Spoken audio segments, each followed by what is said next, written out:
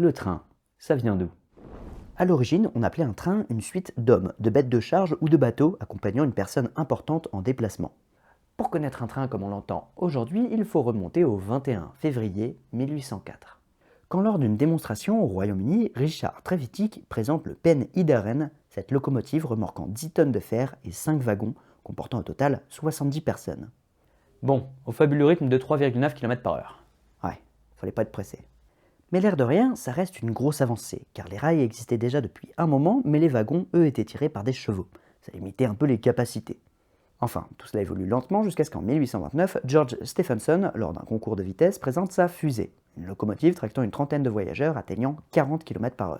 C'est à ce moment que tout s'accélère. Cette locomotive est choisie pour relier Manchester et Liverpool et progressivement, les trains et chemins de fer vont se répandre dans le monde entier, continuant sans cesse de s'améliorer. Aujourd'hui, le train reste très utilisé malgré l'apparition des avions et des voitures. Et les modèles récents vont aussi à des vitesses bien différentes, puisque le maglev japonais a atteint le record de vitesse de 603 km/h en 2015 et sera ouvert au public en 2027. De quoi faire tourner la tête quand on sait